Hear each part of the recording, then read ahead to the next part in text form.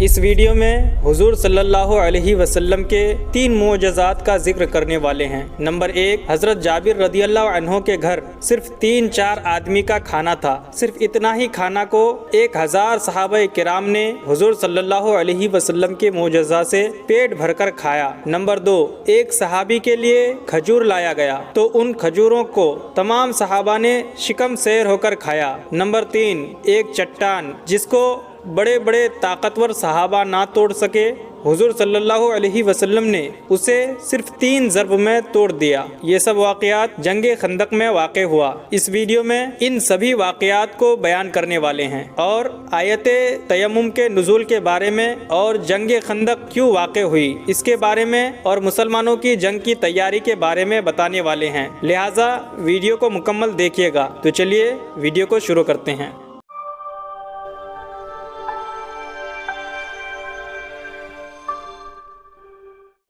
آیت تیمم کا نزول۔ ابن عبد البر و ابن سعد اور ابن حبان وغیرہ محدثین اور علماء سیرت کا قول ہے کہ تیمم کی آیت اسی غزوہ مریسی میں نازل ہوئی، مگر روضۃ الاحباب میں لکھا ہے کہ آیت تیمم کسی دوسرے غزوہ میں اتری ہے، واللہ تعالی عالم۔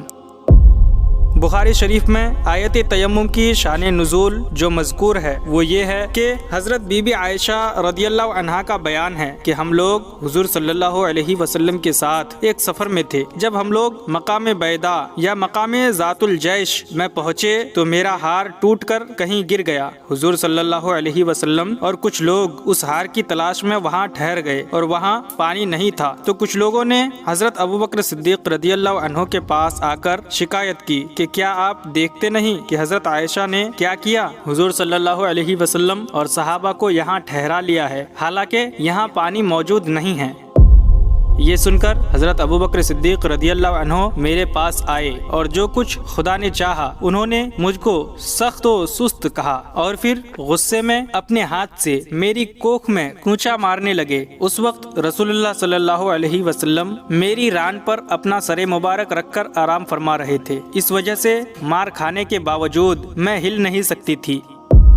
صبح کو جب رسول اللہ صلی اللہ علیہ وسلم بیدار ہوئے تو وہاں کہیں پانی موجود ہی نہیں تھا۔ ناگہاں حضور صلی اللہ علیہ وسلم پر تیمم کی آیت نازل ہو گئی، چنانچہ حضور صلی اللہ علیہ وسلم اور تمام اصحاب نے تیمم کیا اور نماز فجر ادا کی۔ اس موقع پر حضرت اسید بن حضیر رضی اللہ عنہ نے خوش ہو کر کہا کہ اے ابوبکر کی آل، یہ تمہاری پہلی ہی برکت نہیں ہے۔ پھر ہم لوگوں نے اونٹ کو اٹھایا تو اس کے نیچے ہم نے ہار کو پا لیا۔ اس حدیث میں کسی غزوہ کا نام نہیں ہے، مگر شارح بخاری حضرت علامہ ابن حجر علیہ الرحمہ نے فرمایا کہ یہ واقعہ غزوہ بنی مستلق کا ہے، جس کا دوسرا نام غزوہ مریسی بھی ہے، جس میں قصہ افک واقع ہوا۔ اس غزوے میں حضور صلی اللہ علیہ وسلم 28 دن مدینہ سے باہر رہے۔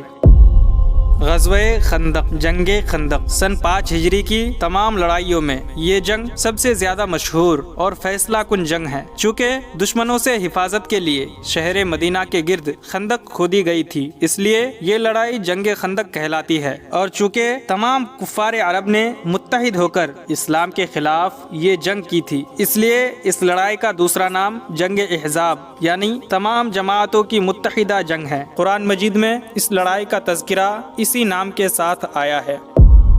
جنگ خندق کا سبب پچھلے ویڈیو میں ہم بتا چکے ہیں کہ قبیلے بنو نذیر کے یہودی جب مدینہ سے نکال دیے گئے تو ان میں سے یہودیوں کے چند رؤسا خیبر میں جا کر آباد ہو گئے، اور خیبر کے یہودی نے ان لوگوں کا اتنا اعزاز و اکرام کیا کہ سلام ابن الحقیق اور حوئی بن اخطب اور کنانہ بن ربی کو اپنا سردار مان لیا۔ یہ لوگ چونکہ مسلمانوں کے خلاف غیظ و غضب میں بھرے ہوئے تھے اور انتقام کی آگ ان کے سینوں میں دہک رہی تھی، اس لیے ان لوگوں نے مدینہ پر ایک زبردست حملے کی اسکیم بنائی۔ چنانچہ یہ تینوں اس مقصد کے پیش نظر مکہ گئے اور کفار قریش سے مل کر یہ کہا کہ اگر تم لوگ ہمارا ساتھ دو تو ہم لوگ مسلمانوں کو صفحہ ہستی سے نیست و نابود کر سکتے ہیں۔ کفار قریش تو اس کے بھوکے ہی تھے، فوراً ہی ان لوگوں نے یہودیوں کی ہاں میں ہاں ملا دی۔ کفار قریش سے ساز باز کر لینے کے بعد ان تینوں یہودیوں نے قبیلہ بنو غطفان کا رخ کیا اور خیبر کی آدھی آمدنی دینے کا لالچ دے کر ان لوگوں کو بھی مسلمانوں کے خلاف جنگ کرنے کے لیے آمادہ کر لیا۔ بنو غطفان نے اپنے حلیف بنو اسد کو بھی جنگ کے لیے تیار کر لیا۔ ادھر یہودیوں نے اپنے حلیف قبیلہ بنو سعد کو بھی اپنا ہمنوا بنا لیا، اور کفار قریش نے اپنی رشتہ داریوں کی بنا پر قبیلہ بنو سلیم کو بھی اپنے ساتھ ملا لیا۔ غرض اس طرح تمام قبائل عرب کے کفار نے مل جل کر ایک لشکر جرار تیار کر لیا جس کی تعداد 10,000 تھی، اور ابو سفیان اس پورے لشکر کا سپہ سالار بن گیا۔ مسلمانوں کی تیاری۔ جب قبائل عرب کے تمام کافروں کے اس گٹھ جوڑ اور خوفناک حملے کی خبریں مدینہ پہنچی تو حضور اقدس صلی اللہ علیہ وسلم نے اپنے اصحاب کو جمع فرما کر مشورہ فرمایا کہ اس حملے کا مقابلہ کس طرح کیا جائے۔ حضرت سلمان فارسی رضی اللہ عنہ نے یہ رائے دی کہ جنگ احد کی طرح شہر سے باہر نکل کر اتنی بڑی فوج کے حملے کو میدانی لڑائی میں روکنا مصلحت کے خلاف ہے، لہٰذا مناسب یہ ہے کہ شہر کے اندر رہ کر اس حملے کا دفاع کیا جائے، اور شہر کے گرد جس طرف سے کفار کی چڑھائی کا خطرہ ہے ایک خندق کھود لی جائے تاکہ کفار کی پوری فوج بیک وقت حملہ آور نہ ہو سکے۔ مدینہ کے 3 طرف چونکہ مکانات کی تنگ گلیاں اور کھجوروں کے جھنڈ تھے، اس لیے ان تینوں جانب سے حملے کا امکان نہیں تھا۔ مدینہ کا صرف ایک رخ کھلا ہوا تھا، اس لیے یہ طے کیا گیا کہ اسی طرف 5 گز گہری خندق کھودی جائے۔ چنانچہ 8 ذی القعدہ سن 5 ہجری کو حضور صلی اللہ علیہ وسلم 3000 صحابہ کرام کو ساتھ لے کر خندق کھودنے میں مصروف ہو گئے۔ حضور صلی اللہ علیہ وسلم نے خود اپنے دستے مبارک سے خندق کی حد بنا دی اور 10-10 گز زمین 10-10 آدمیوں پر تقسیم فرما دی، اور تقریباً 20 دن میں یہ خندق تیار ہو گئی۔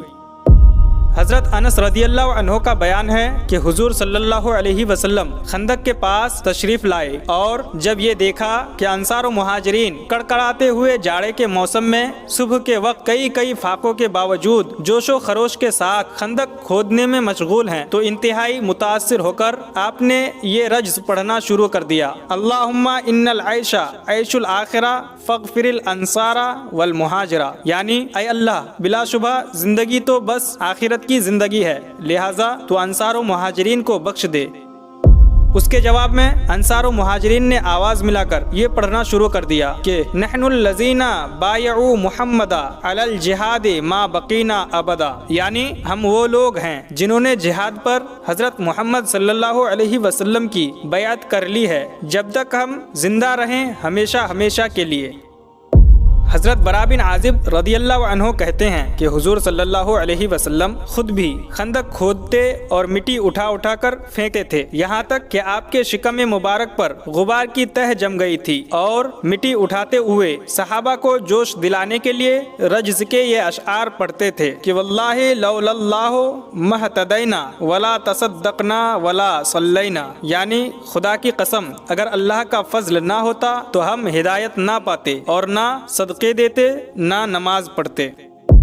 فَأَنزِلْ سَكِينَةً عَلَيْنَا وَثَبِّتِ الْأَقْدَامَ إِلَّا قَيْنَا، یعنی لہٰذا اے اللہ تو ہم پر قلبی اطمینان اتار دے اور جنگ کے وقت ہم کو ثابت قدم رکھ۔ ان الاولیٰ قد بغوا علینا اذا ارادوا فتنة ابینا، یعنی یقیناً ان کافروں نے ہم پر ظلم کیا ہے، اور جب بھی ان لوگوں نے فتنے کا ارادہ کیا تو ہم لوگوں نے انکار کر دیا۔ لفظ ابینا حضور صلی اللہ علیہ وسلم بار بار بتکرار بلند آواز سے دہراتے تھے۔ ایک عجیب چٹان۔ حضرت جابر رضی اللہ عنہ نے بیان فرمایا کہ خندق کھودتے وقت ناگہاں ایک ایسی چٹان نمودار ہوئی جو کسی سے بھی نہیں ٹوٹی۔ جب ہم نے بارگاہ رسالت میں یہ ماجرا عرض کیا تو آپ اٹھے، 3 دن کا فاقہ تھا اور شکم مبارک پر پتھر بندھا ہوا تھا۔ آپ نے اپنے دستے مبارک سے پھاوڑا مارا تو وہ چٹان ریت کے بھربھرے ٹیلے کی طرح بکھر گئی، اور ایک روایت یہ ہے کہ آپ نے اس چٹان پر 3 مرتبہ پھاوڑا مارا، ہر ضرب پر اس میں سے ایک روشنی نکلتی تھی، اور اس روشنی میں آپ نے شام و ایران اور یمن کے شہروں کو دیکھ لیا اور تینوں ملکوں کے فتح ہونے کی صحابہ کرام کو بشارت دی۔ اور نسائی کی روایت میں ہے کہ آپ نے مدائن کسرا اور مدائن قیصر اور مدائن حبشہ کی فتوحات کا اعلان فرمایا۔ हज़रत जाबिर की दावत। हज़रत जाबिर रदियल्लाहु अन्हु कहते हैं कि फाकों से शिकमे अक़दस पर पत्थर बंधा हुआ देखकर मेरा दिल भर आया। चुनांचे मैं हुजूर सल्लल्लाहु अलैहि वसल्लम से इजाज़त लेकर अपने घर आया और बीवी से कहा कि मैंने नबी अकरम सल्लल्लाहु अलैहि वसल्लम को इस कदर शदीद भूख की हालत में देखा है कि मुझको सब्र की ताब नहीं रही। क्या घर में कुछ खाना है? बीवी ने कहा कि घर में एक सा जौ के सिवा कुछ भी नहीं है। मैंने कहा कि तुम जल्दी से उस जौ को पीस कर गोंद लो और अपने घर का पला हुआ एक बकरी का बच्चा मैंने ज़िबह करके उसकी बोटियां बना दी और बीवी से कहा कि जल्दी से तुम गोश्त रोटी तैयार कर लो, मैं हुजूर सल्लल्लाहु अलैहि वसल्लम को बुलाकर लाता हूँ। चलते वक्त बीवी ने कहा कि देखना, सिर्फ हुजूर सल्लल्लाहु अलैहि वसल्लम और चंद ही असहाब को साथ में लाना, खाना कम ही है, कहीं मुझे रुसवा मत कर देना। हज़रत जाबिर रदियल्लाहु अन्हु ने खंदक पर आकर चुपके से अर्ज किया कि या रसूलल्लाह, एक सा आटे की रोटियां और एक बकरी के बच्चे का गोश्त मैंने घर में तैयार कराया है, लिहाजा आप सिर्फ चंद अशखास के साथ चलकर तनावल फरमा लें। ये सुनकर हुजूर सल्लल्लाहु अलैहि वसल्लम ने फरमाया कि ऐ खंदक वालों, जाबिर ने दावत ताम दी है, लिहाजा सब लोग उनके घर पर चलकर खाना खा लें। फिर मुझसे फरमाया कि जब तक मैं ना आ जाऊं रोटी मत पकवाना।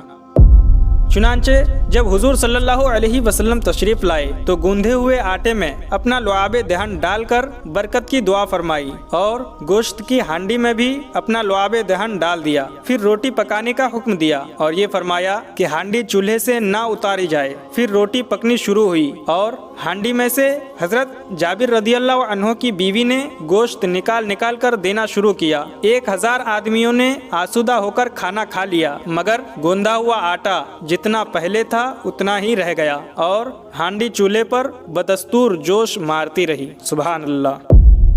बाबरकत खजूरें। इसी तरह एक लड़की अपने हाथ में कुछ खजूरें लेकर आई। हुजूर सल्लल्लाहु अलैहि वसल्लम ने पूछा कि क्या है? लड़की ने जवाब दिया कि कुछ खजूरें हैं जो मेरी माँ ने मेरे बाप के नाश्ते के लिए भेजी हैं। आपने उन खजूरों को अपने दस्ते मुबारक में लेकर एक कपड़े पर बिखेर दिया और तमाम अहले खंदक को बुलाकर फरमाया कि खूब सैर होकर खाओ। चुनांचे तमाम खंदक वालों ने शिकम सैर होकर उन खजूरों को खाया। ये दोनों वाक़यात हुजूर सरवरे कायनात सल्लल्लाहु अलैहि वसल्लम के मोजज़ात में से हैं।